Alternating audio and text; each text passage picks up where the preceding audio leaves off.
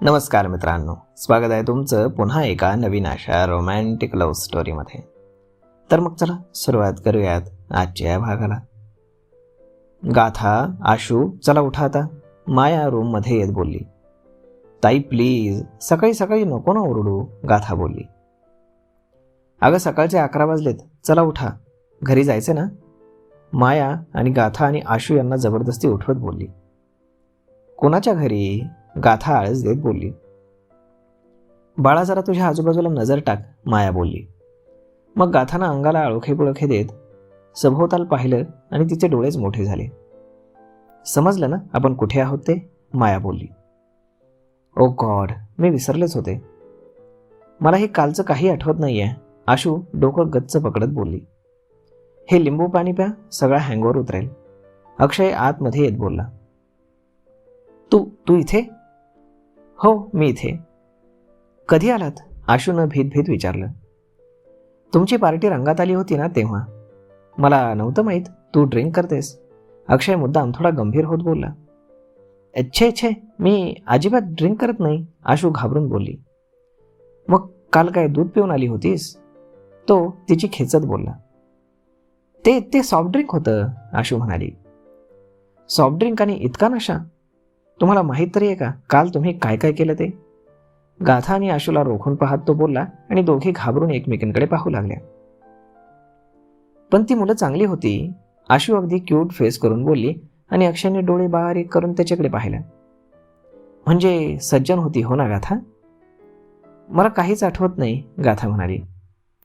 कसं आठवणार, over drink केलं होतं तुम्ही तिघींनी. ते तर बरं झालं देवला तुमच्या पार्टीबद्दल समजलं आणि आम्ही वेळेत इथे आलो. व्हॉट, देव पण इथे आहेत? गाथा डोळे मोठे करून बोलली. हो, समीर पण यांच्या सोबत होता, मला तर त्याचंच टेन्शन येत आहे, माया बोलली. कुठे आहेत देव, गाथा बोलली. खाली सगळ्यांसाठी ब्रेकफास्ट बनवतोय, अक्षय बोलला. गाथा लगेच पळतच खाली गेली. तर देव किचनमध्ये सगळ्यांसाठी पोहे बनवत होता. तिच्या येण्याची चाहूल लागताच त्यानं तिच्याकडे पाहिलं. गुड मॉर्निंग, तो तिला पाहून हसत बोलला. गुड मॉर्निंग, ती कसरत बोलली. लिंबू पाणी पिलंस का? हो, ती आत येत बोलली. गुड. काय बनवताय तुम्ही? पोहे. तुझ्यासाठी दुसरं काही बनवू का? नाही नको, पोहे चालतील. बोलताना ती त्याच्या नजरेला नजर देत नव्हती. फ्रेश होऊन या, नाश्ता करून आपण लगेच निघणार आहोत. हो, असं म्हणून ती 2 पावलं पुढे गेली आणि पुन्हा मागे फिरली. देव त्याचं काम करत होता. देव, ती म्हणाली. काय? ती त्याच्या जवळ आली. तिच्या चेहऱ्यावर चिंतेचे भाव पसरलेले होते. काय झालं, त्यानं काळजीनं विचारलं. ते म्हणजे काल आम्ही ते पार्टी केली त्याबद्दल. मला त्याचा अजिबात राग आला नाही. जसं मुलं एन्जॉय करतात तसं मुलीही करू शकतात ना. तुम्ही माझ्यावर नाराज तर नाही ना? वेडी आहेस का? छोट्याशा गोष्टींसाठी मी तुझ्यावरती नाराज होईल का? मला जर आधी माहीत असतं की तुम्ही पण अशी फन पार्टी करणार आहात तर आपण एकत्रच एन्जॉय केलं असतं. खरंच तुम्हाला माझा राग नाही आला? अजिबात नाही. यावरती ती हसली. मी फ्रेश होऊन आलेच. हो, असं म्हणून ती पुन्हा 2 पावले पुढे गेली आणि पुन्हा थांबली. देव. काय? तो तिच्याकडे पाहून पुन्हा बोलला.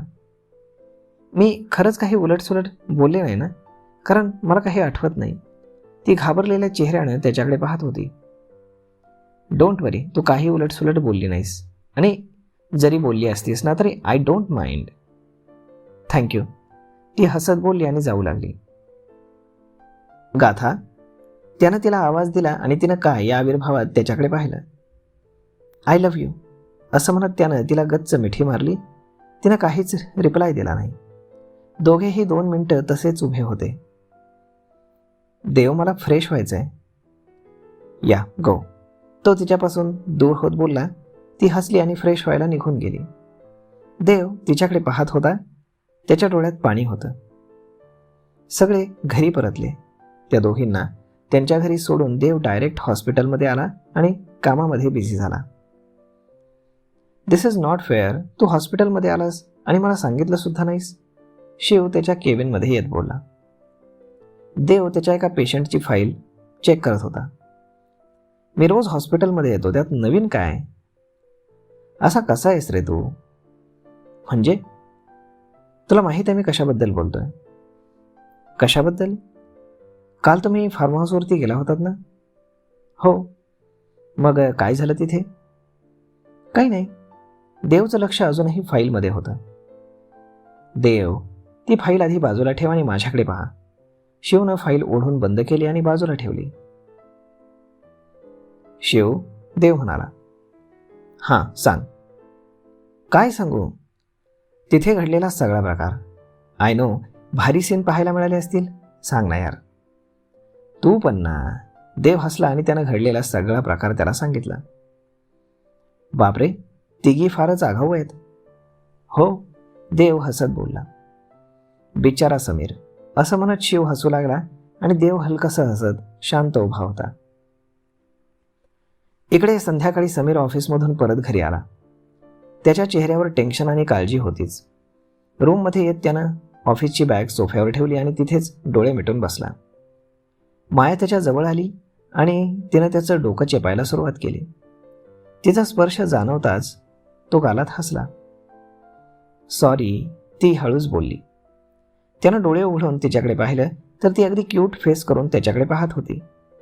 त्यानं तिला ओढून समोर घेतलं आणि त्याच्या मांडीवर बसवलं आणि त्याच्या गळ्याभोवती तिनं हात गुंफले. आशूची फार इच्छा होती म्हणून प्लॅन बनवला आम्ही. ती त्याच्या शर्टच्या बटनांसोबत चाळा करत बोलली. फक्त आशूची? त्यानं बारीक डोळे करून तिच्याकडे पाहिलं. ही माझी पण होती, ती खुदकन हसत बोलली आणि त्यानं तिच्या नाकाला नाक घासत तिला मिठीत घेतलं. तिनं हळूच त्याच्या छातीवर आपलं डोकं टेकवलं. तू नाराज नाही आहेस ना? नाही. मग असा शांत काय आहेस? मला वाटलं ऑफिसमधून आल्यावरती मशीनसारखा बरसशील. माझ्या डोक्यात तो विषयच नाही आहे. मग? तिनं मान वर करून विचारलं. नथिंग. तो दीर्घ श्वास घेत बोलला. तिनं पुन्हा त्याच्या छातीवर डोकं टेकवलं. मग आता कशाचं टेन्शन आहे तुला? आता तर सगळं ठीक होतंय ना? आपली कंपनी पुन्हा ग्रोथ करतीये. गाथा आणि देवमध्ये सगळं ठीक होतंय. त्यांचं लग्न होतंय. त्याचंच टेन्शन आहे. तो ओठातल्या ओठात पुटपुटला. काय म्हणालास? काही नाही. परवा निघायचं हे सगळं व्यवस्थित घेतलंयस ना? तिथे गेल्यावर हे राहिलं ते राहिलं अजिबात म्हणायचं नाही. हो रे, आमची ही सगळी तयारी झाली आहे. हो. त्यानं तिला पुन्हा मिठीत घेतलं आणि डोळे मिटले. तर मग मित्रांनो, कसलं टेन्शन आहे समीरला आणि काय भानगड आहे जाणून घेऊयात पुढच्या भागामध्ये. तोपर्यंत तुम्हाला आजचा हा भाग, ही लव्ह स्टोरी कशी वाटली हे तुम्ही आम्हाला कमेंट करून नक्कीच सांगा. आणि जर आवडली असेल तर आपल्या जवळच्या मित्रमंडळींसोबत देखील हा व्हिडिओ तुम्ही शेअर करायला विसरू नका. धन्यवाद.